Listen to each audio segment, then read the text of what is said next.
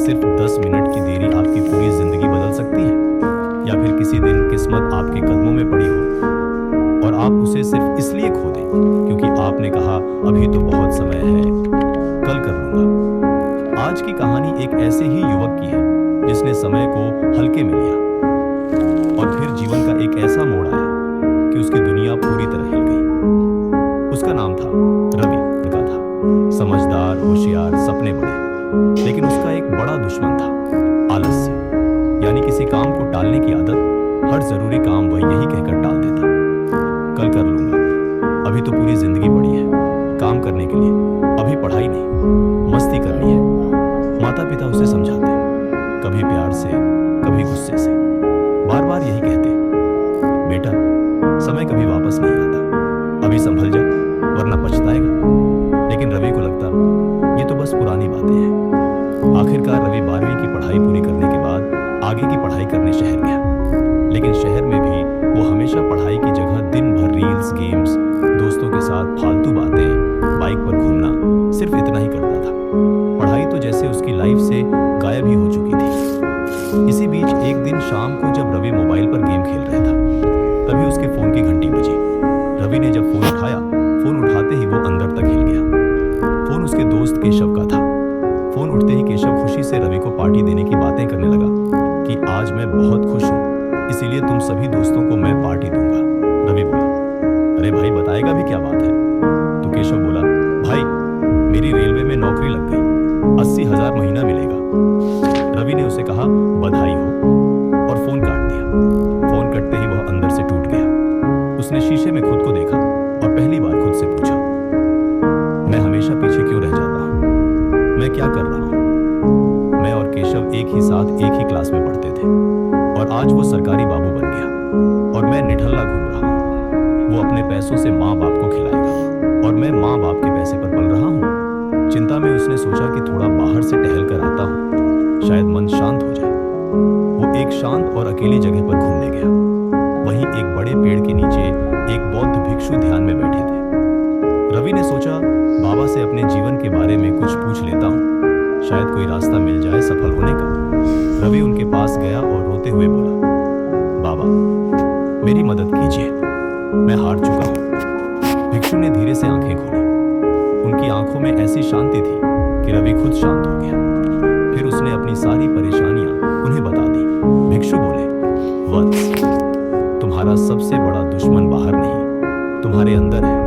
तुम समय का मूल्य नहीं जानते और जो समय को नहीं साधता वह जीवन से हार जाता है। फिर उन्होंने कहा, मैं तुम्हें एक कहानी सुनाता हूँ, शायद तुम्हारा मार्ग बदल जाए। भिक्षु ने कहानी शुरू किया। एक बार की बात है, एक राज्य में विक्रम नाम का एक दयालु राजा रहता था। वो राजा अपने जनता से बड़ा स्नेह करता था। वह अक्सर अपने राज्य के गरीब लोगों को धन, दौलत और अनाज दान करता था। एक दिन उसे रामू नाम का एक गरीब व्यक्ति मिला, कपड़े फटे हुए, चेहरा थका हुआ, आंखों में उम्मीद और बेबसी। रामू बोला, महाराज मैं कई दिनों से भूखा हूँ, कोई काम नहीं मिल रहा, कृपया मेरी मदद करें। राजा को दया आ गई। उन्होंने कहा, कल का पूरा दिन तुम्हारा है। कल सूर्यास्त से पहले तुम मेरे महल से जितना सोना ले जा सको ले जाओ, सब तुम्हारा होगा। लेकिन ध्यान रहे, सूर्य डूबते ही महल के दरवाजे बंद हो जाएंगे और तुम्हें एक फूटी कौड़ी भी नहीं मिलेगी। रामू की आंखें चमक उठी। वह भागता हुआ घर गया। पूरी रास्ते भर बस एक ही बात, कल मेरी जिंदगी बदल जाएगी। पत्नी ने पूछा, इतनी खुशी क्यों? रामू ने पत्नी को राजा की बात बताई।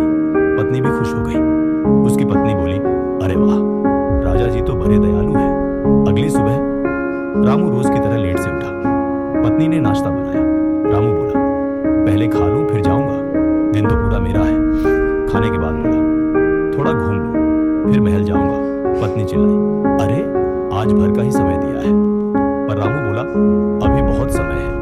फिर वो गांव में घूमने निकल गया। घूम कर आने के बाद बोला, बहुत भूख लगी है, पहले खाना खा लूं फिर महल जाऊंगा।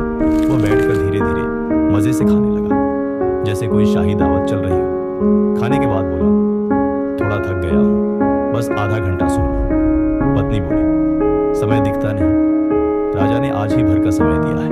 रामू बोला, चिंता मत कर, अभी पूरा दिन पड़ा है। लेकिन आधे घंटे की नींद कब 2 घंटे में बदल गई, पता ही नहीं चला। जब आंख खुली तो दोपहर हो चुकी थी। वह महल जाने के लिए दौड़ा, पर थोड़ी ही दूर जाकर धूप से परेशान हो गया। गर्मी बहुत थी, धूप भी सिर पे था। उसे एक पेड़ दिखा। उसने सोचा थोड़ी ठंडी हवा ले। अभी तो काफी समय है। पेड़ के नीचे काफी ठंडी हवा बह रही थी। नीचे बैठते ही उसे नींद आ गई और इस बार 4 घंटे निकल गए। जब उठा, आसमान लाल हो चुका था, सूरज ढलने ही वाला था। अब रामू पागलों की तरह भागा, हाँफता हुआ, लड़खड़ाता हुआ, लोगों से टकराता हुआ। उसके मन में बस एक ही सवाल घूम रहे थे, मैंने इतना समय क्यों गंवाया। जब वो महल पहुंचा तो उसे महल का गेट दिखा। पहरेदार दरवाजे बंद करने ही वाले थे। रामू चिल्लाया, रुको, मुझे अंदर जाना है। राजा ने मुझे सोना लेने के लिए बुलाया है। पहरेदार बोला, समय समाप्त, दरवाजा अब नहीं खुलेगा। ये राजा का आदेश है। और जैसे ही सूरज ढला, दरवाजा बंद हो गया। रामू जमीन पर गिर पड़ा और फूट फूट कर रोने लगा। रामू रोता रहा क्योंकि उसने जीवन बदलने का एक सुनहरा मौका अपनी ही आलस और देरी से खो दिया था। कहानी समाप्त हुई और भिक्षु ने शांत स्वर में कहा, वत्स, यही गलती तुम कर रहे हो। तुम सोचते हो कि समय बहुत है, लेकिन समय कभी रुकता नहीं। या तो तुम समय के साथ चलो, वरना समय तुम्हें पीछे छोड़ देगा। रवि की आंखों में आंसू थे। अंदर कुछ टूट भी रहा था और कुछ नया बन भी रहा था। भिक्षु ने फिर कहा, वत्स, उस दयालु राजा के भांति ये ब्रह्मांड भी हमें हर दिन एक नया मौका देती है, खुद को बदलने का, खुद को साबित करने का। लेकिन हम वो मौका गवा देते हैं, ये कहकर कि कल कर लेंगे, इस काम को 1 घंटे बाद देखते हैं, अभी मूड नहीं है। नहीं, ये आदत आपको धीरे धीरे अंदर से खोखला कर रही है। इसीलिए आज के काम को आज ही करना सीखो। याद रखो, अभी नहीं तो कभी नहीं। उसी पर रवि ने फैसला किया कि अब एक भी पल बर्बाद नहीं करूंगा। अगली सुबह वह सूरज के साथ उठ गया और फोन को हाथ भी नहीं लगाया। ध्यान, मेडिटेशन किया, पढ़ाई शुरू की, हर काम समय पर करने की आदत लगाई, हर दिन अनुशासन का पालन किया, हर पल जागरूकता भी। धीरे धीरे उसका मन केंद्रित होने लगा, आत्मविश्वास लौट आया, लक्ष्य साफ हो गया। उसने दोस्तों के साथ बाइक पर घूमना छोड़ दिया, रील्स स्क्रॉल करना छोड़ दिया, कल से पढ़ूंगा कहना छोड़ दिया। दोस्त कहते, ये तुझसे नहीं हो पाएगा, इतना ज्ञान मत झाड़, चल चाय पीने चलते हैं। लेकिन रवि ने उन्हें इग्नोर किया और पढ़ता रहा। कुछ दिनों बाद परीक्षा का दिन आया। रवि पूरी तैयारी के साथ उतरा। परिणाम आया।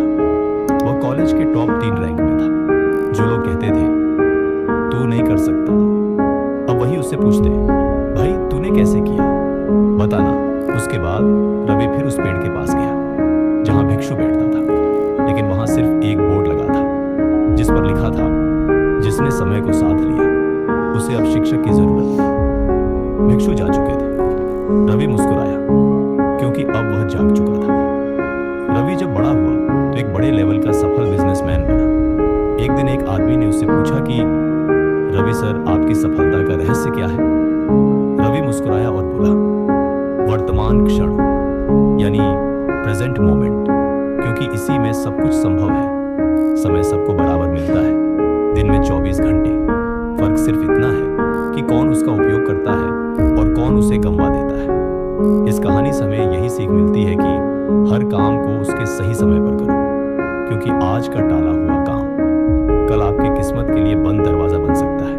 और आलस, ये तो आपको धीरे धीरे दीमक के भांति खा रहा है, जो हर सुबह ये सोचकर उठता है, आज का दिन मेरी जिंदगी बदल सकता है, वही असल में जीतता है।